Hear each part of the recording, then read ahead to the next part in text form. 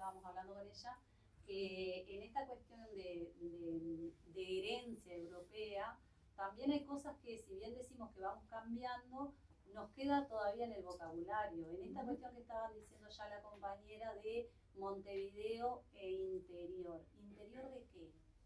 ¿No? Y vieron que las palabras a veces las usamos, pero porque toda la gente que vive en otro departamento que no sea Montevideo es considerado o considerada del interior. ¿Del interior de qué? De afuera. O de afuera. ¿De afuera de qué? ¿No? Entonces también como para empezar a poder como cambiar justamente desde nuestra, esta cuestión de persona, de cómo me veo y cómo me ven. Porque si yo ando por el mundo diciendo yo soy del interior, yo estoy justamente yo mismo le estoy diciendo, ¿no? Entonces pensar justamente qué palabra debería de usarse en lugar de interior o de afuera, o, ¿no? Porque también eso hace a la cuestión de la culturalidad, de cómo nos tratamos, de cómo nos vemos, ¿no? Entonces me parece que no es un detalle menor el tema del vocabulario que usamos para decir las cosas. Es que eso nosotros lo hablamos en el hecho de que como a veces nombran acá, que nosotros tenemos que lograr salir del centro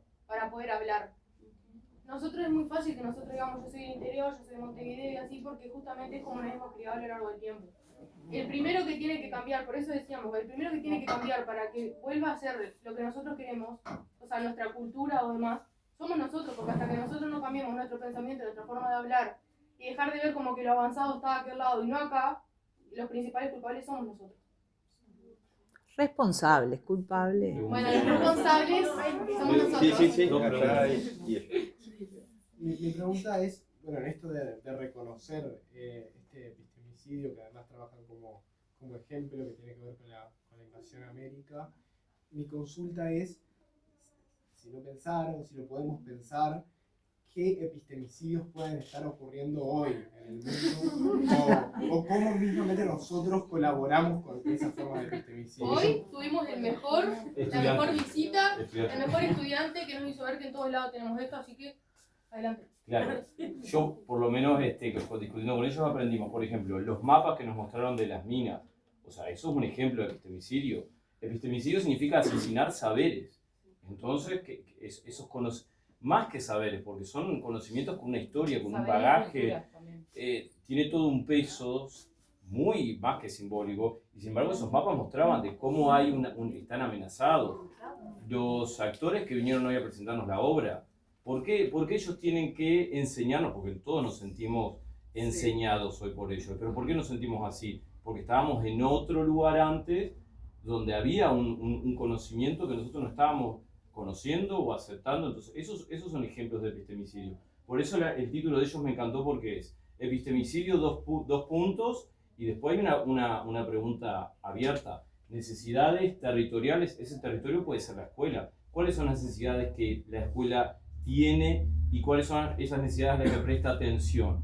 Hay a veces necesidades institucionales, necesidades de los niños, necesidades de las familias, y cuáles son las que se satisfacen. Ahora, si no se satisfacen, ¿qué pasa con las otras? Les estás dando la atención, les estás respondiendo, y lo que estamos estudiando todos cada año, los saberes que vienen teniendo los estudiantes, que a veces no los escuchamos. Esos saberes, si no les prestamos atención, si no les escuchamos, es un ejemplo de epistemicidio, entre comillas. No estás asesinando un cuerpo físico, pero estás asesinando saberes. La cultura que el otro trae, o sea, es integrar la cultura que el otro trae con la cultura que tenemos nosotros. Es una integración. Y es que ayer también, cuando sonó el boom, ¿no?, de epistemicidio, es que justamente lo vemos como una palabra, como un horror de lo que está pasando, que al leerla decimos, no, acá eso no pasa, eso acá es como un concepto muy grande. El proceso civilizatorio y de la escuela. cuando antes lo escuchaba Leonardo ayer, era tal cual lo que tú estabas diciendo, son eliminar saberes, vivencias de las cosas, y pasa todo el tiempo, en todos lados. No es algo de, pasa, no sé, allá en México. Las mujeres, cuando no las dejan hablar, y se callan y no les parece. A mí me parece que pasa por el tema de que al ser una palabra, como ustedes dijeron, que suena fuerte, se tiende a pensar como a gran escala, como que solo sucede cuando es a gran escala.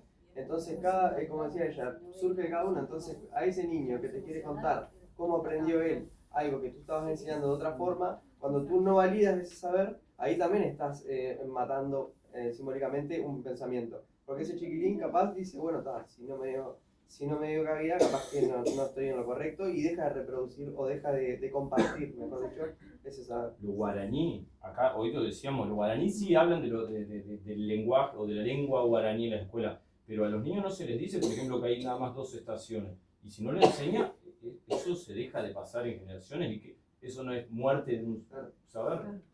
¿Qué otra cosa? Pero ella estaba con... No, pues 2 cositas. Era esto de, hoy como decía Viviane, con el tema del cuerpo, ¿no? Pero también a nosotros se nos genera otro conflicto, es que nosotros hablamos de epistemicidio, ¿sí? De decolonización y hablamos de todo esto que sucede, pero el esfuerzo nuestro, y creo que la obligación nuestra, es que nosotros nos vemos, en términos generales, nos vemos europeos. Entonces, como nos vemos europeos, ¿verdad? Por imagen, ¿ya? Eso es el dolor, y bueno, yo vuelvo a lo que he dicho hoy solamente una referencia, porque el boom epistemicista sucedió. Porque fue algo, esa ruptura que pasé por algunos lugares y dije, bueno, ¿cuál fue la ruptura? No era para que me, sino esa cosa que te rompe, ¿sí? Y hay una cosa que estaban diciendo de los saberes que, así como decía Georgette ahora, Ucrania, Palestina, ¿verdad? Pero también lo que dice Duce, el ocultamiento de los saberes. Ay, sí, vamos a ver qué nombre, hay calles guaraníes acá en Uruguay, y después cumplimos con el deber, somos redes coloniales, un cartelito que usa y no sé qué más, y ya fue. Entonces, la importancia también, y esto implica nuevamente, porque si yo digo afuera, y me mantengo afuera, pelearle a un montevideano o a otro, no, yo no soy de afuera. Yo soy, ¿cuál es de adentro? Y ahí, si yo replanteo, eso implica yo también moverme. Lo más fácil si no se dan cuenta, me burlo de ello o me molesta. De concepto de extramuros, bien. Claro, de extramuros de la antigua ciudad murallada de Montevideo. Claro, sí, Ese sí, histórico que quedó arraigadísimo. o interior, no importa. El tema es cuando yo quiero cambiar, no solamente que el otro tiene que cambiar, es que yo voy a tener que cambiar porque el otro me va a responder. Yo creo que eso era un poco lo mismo que decía Sandra. Esta cosa de que yo también me tengo que mover, no es demandar. Bueno, bueno, mi amor, vos demandás. O sea, o cada uno de nosotros demandamos, pero eso implica también un compromiso para sostener una lucha, una identidad. Y a veces yo creo que también tenemos que irlos generando. Luciano. Bueno, en realidad era simplemente para comentar que esto que estaba allí la palabra cartografía, el primer ejemplo eran mapas, me parece que precisamente es un lugar muy interesante hasta para pensarlo como un recurso didáctico que tenemos muy normalizado, que es el mapa en el aula, pensar que cada vez que representamos visualmente un territorio tenemos que ser cuidadosos porque es como la situación típica en la que yo en mi práctica docente he observado formas muy contundentes de colonialidad. El feminismo usa mucho la cartografía porque es una técnica, la cartografía habla de historias, de vivencias, de cuerpos, o sea, el feminismo usa mucho esa técnica, por eso la incluyeron, porque es distinta al territorio. La cartografía habla todo de una historia que no está en el mapa, es una foto estática. La cartografía no, es histórica. Sacando también que el 90% de los mapas que utilizamos son todos desactualizados. Porque Europa está en el medio y nosotros estamos allá por la izquierda. La forma de discutir, cuando hablamos esto de inclusión de América, los territorios dominados, siempre es muy habitual decir, bueno, y de repente este es el territorio que controlaba España. En realidad, cuando tú vas a analizar, son puntitos lo que controlaban, porque salían de ahí y encontraban formas de resistencia indígena muy buenas y muy potentes, que también está bueno reivindicarlo, porque a veces también parece que es como, bueno, vinieron y los indígenas, que no resistieron. Entonces, no, claro, como invadieron, entonces reivindicar que hubieron formas de resistencia indígena muy potentes. Detrás de la muralla. Claro, y los mapas a veces que hacemos confunden, y parece que es como que entraron y bueno, conquistaron todo así re fácil para ellos. No solo en los mapas, sino también cuando decimos, por ejemplo, tenemos que dejar de ver tanto Europa como el único centro de saber, y cada vez que hacemos una exposición oral, ¿de qué autores hablamos? Cada cosa que nosotros hacemos terminamos incluyendo algo europeo porque ya lo tenemos en el interior, de que nosotros sabemos que para que poder decir que algo está bien tenemos que primero buscar un autor que diga que está bien. Y ahora yo lo estoy diciendo y cuando lean nuestro trabajo, no todos autores de otro lado. O sea, Y varones. En lo de género también, para problematizar, ¿no? El martes que tienen reunión es que la bibliografía podría ser actualizada porque hay mujeres que han escrito cosas hasta mejores que los varones que se estudian. Entonces, de repente, en esta cuestión de género que trabajamos tanto hoy, es como revalorizar no solamente lo que han escrito varones de América Latina, sino mujeres también, que hay varias y muy buenas. Y bueno, si quieren europeas también, las hay, porque en realidad. En el tema de los programas, en biología, por ejemplo, hubieron mujeres que también en la teoría clásica se habla sobre Marx, Durkheim y Weber, y en realidad hubieron muchas mujeres, más de 15, que hablaron exactamente. En todas las unidades curriculares pasa lo mismo. Hay referentes varones y como mucho dos mujeres o tres, cuando las hay. Pero también en esa cuestión vieron de qué se revaloriza, qué se repite. o también lo que pasa es que se invisibilizan, porque Claro. trayendo también la charla de Cata hoy sobre más mujeres en ciencia. Yo estuve en el proyecto en el 2017, fui una de las primeras, y una de las caras también era eso, preguntamos, bueno, ¿cuántos científicos hay? Y jamás, una de las talleres fue, bueno, una científica, ninguna se te viene en la cabeza, se te vienen muchos hombres, varones. Bueno, ¿y tú sabes cómo ese científico llegó a determinado conocimiento y al estudiar te das cuenta que necesitó de otras mujeres?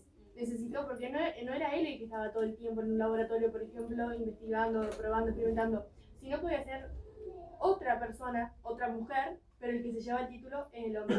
Sí, eso, que muchos hombres, más en la ciencia pasó un montón, muchos hombres se robaron trabajo de mujeres y los pusieron a su nombre, y las mujeres nunca pudieron probar absolutamente nada sobre eso porque en ese momento, y hasta ahora de puesto también, no somos escuchadas.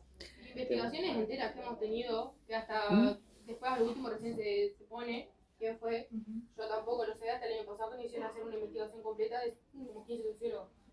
Que ahí te das cuenta de, ay, mirá, tal cosa que nosotros lo estudiamos de tal autor no es de tal autor. Y ahí te pones a comparar, el trabajo era de comparar cómo un sociólogo sí tenía siempre el poder de estar reconocido y la mujer, no, ella solamente, no sé, vamos a poner un ejemplo, solamente escribió porque tenía mejor redacción. Claro, una colaboradora de secundaria que no tenía un título que realmente lo necesita y lo necesitamos todos. O sea, ahora también hay cosas que hacemos mujeres que no nos dejan decirlo porque primero lo dije yo y no.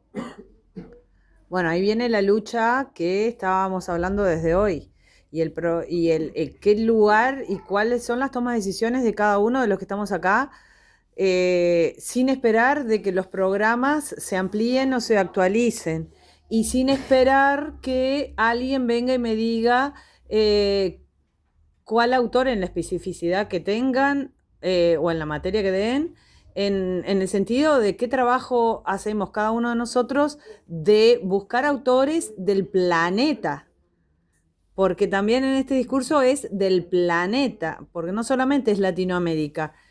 Parece que África no produce, parece que Oceanía no produce, parece que Asia, Medio Oriente, cercano, lejano, no produce, parece que Rusia no produce, y seguimos en este planteo hablando siempre desde, él siempre lo saco, hablando generalmente desde un lugar, ¿no? Ese es el gran trabajo que cada uno de nosotros tenemos. Es que la descentralización total en realidad tendría que ser poder hablar del resto, como decía, el resto del planeta sin estar como que solamente importando Europa o solamente Latinoamérica. Bueno, depende de nosotros.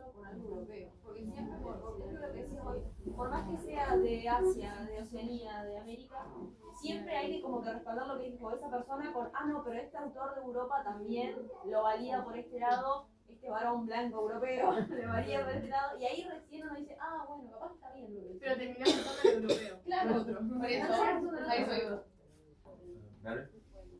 Yo quería aclarar, por ejemplo, hablando de los autores europeos, de hablar también, y lo de los científicos, como dijiste tú, de que también saber en que la mujer quizás no pudo llegar a hacer esa cosa porque mucho tiempo se le negó la educación también. Y de que si, bueno, el año pasado nosotros que estudiamos, las sociólogas, las 15 sociólogas, la socióloga que me tocó a mí, que fue Anna Wright, estudié mucho sobre la segregación racista en Estados Unidos, lo de Little Rock, que hablamos con vos, en donde mostraban fotos de policías sacando a niñas de 5 años de las escuelas porque los profesores mismos se negaban a educarle la educación a las niñas negras y mujeres. Entonces también eso preguntarte, que la mujer quizás no se llegó a formar, pero ¿por qué fue? Porque no era por su intelecto, sino por la negación que se le dio en la educación. Que si no fuera por eso, creo que un montón de muchas mujeres más hubiesen sido más reconocidas. Y no solo haber conocido a Marie Curie, que como Marie Curie han habido un montón más atrás. La mujer se le negaron todos los derechos existentes, porque ni siquiera era un sujeto de derechos, Claro, ni era siquiera un una sujeto persona. de derechos, no era persona. Entonces no solo se le negó la educación, se le negó todo, la existencia como individuo del ser humano. Inclusive o direito do seu próprio corpo. Exacto. A decisão do corpo da mulher é por um homem que não pare, que não menstrua e que não sente menopausa. Bueno, de ahí sí. También el poder de administrar sus bienes, de poder divorciarse con su propia voluntad, Sí, pero de heredar, también está de votar. qué papel y cómo reconstruimos el discurso y la acción hoy. Porque en base a lo que decías, sí, históricamente qué pasa con su cuerpo, pero hoy también el tema del sistema capitalista, el tema de cuántas de las personas que estamos acá presentes seguimos teniendo esa sensación y ese sentimiento hegemónico con nuestro cuerpo, con nuestra presencia, nuestro sentir. Entonces, yo insisto con lo mismo, es decir, esa invitación a pensarnos, porque cuántos de nosotros, y para no irnos más allá de todos los que estamos acá adentro, 40, 50 personas, cuántos estamos atrás de esa mirada hegemónica que el sistema capitalista, esa excesiva felicidad de transportarla a las redes, porque podemos ayudarnos con la historia y con el tiempo, pero también es qué hacemos a partir de hoy. Y sí, porque es, bueno, a partir de ahora, de lo que yo hago, de que el ser yo me posiciono. Tengo una cosa para hablar, puso acá para no olvidar que tiene un profesor mío que abrió la mente en NURCS y él siempre dije en las clases una cosa. Cuando la filosofía para nosotros hacemos una investigación de lo que se pasó, el sentido objetivo de la cosa, qué es el pasado y cosas así. Pero al lado de el burro de Minerva tiene que tener el gallo de los amanecer. Ay, De la mañana. Sí, mañana, sí, la mañana. Sí. Está bien.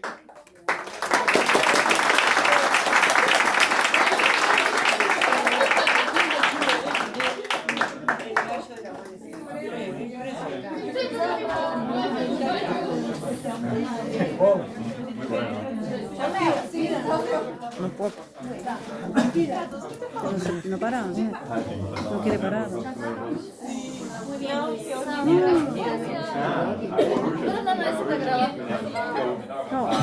No la puedo parar. No la puedo parar. Vale la ¿Qué hago? ¿La cierro? Sí. Listo.